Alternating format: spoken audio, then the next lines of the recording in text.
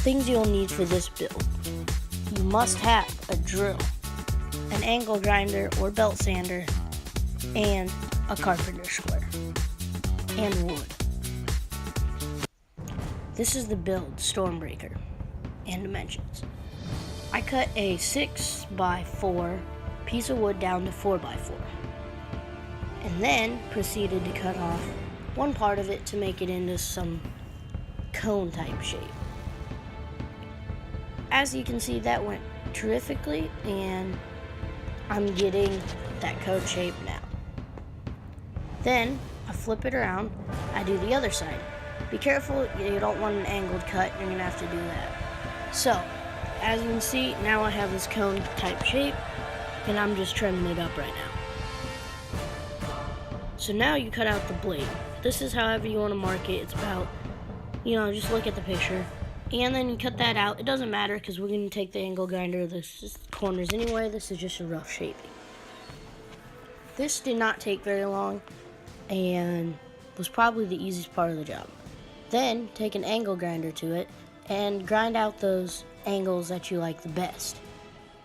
And then you put it in the vise and you proceed to make your blade. This would be very important. As most of you don't know, I used to make swords before this out of actual metal. You need to go all the way through with the bevel and then come back from the other side. So now I'm starting with a piece of honey locust, which is a little less than 3 inches across, and you need to make a perfect cube. So this is where measure twice, cut once comes in. You have to do this right because the cube has to match the end of your cone shape hammerhead, because this is the support of the whole thing right here, the whole thing. So make sure you use your carpenter square to get that perfect cube. As you can see, this is going to be very important, so I spend a lot of time on this. Go over there and cut it. Alright, there's it all together.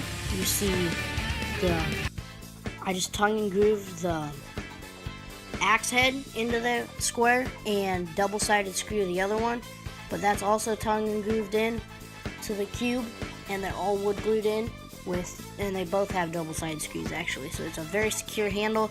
That's why that honey locust needs to be hard and perfect cube, because it literally holds up everything, so you can't have like a pine in there, it'll break.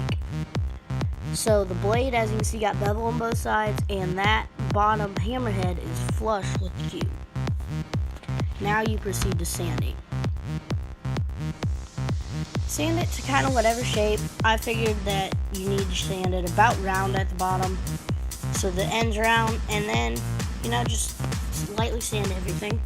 Then I took a hand sander at 100 to it, which that was some work, but it turns out great.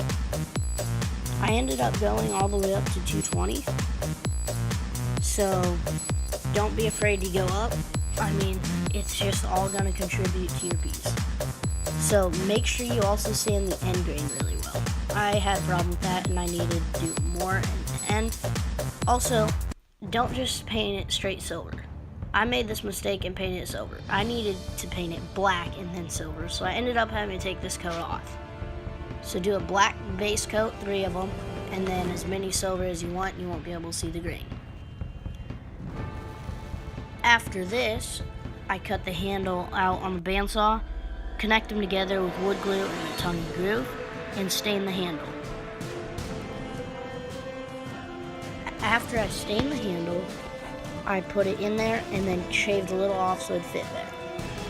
So as you can see, I wrapped twine around the ends of each part, and for Groot's roots, stained some rope the same way as the handle and wrapped that in with hot glue to hold it all together.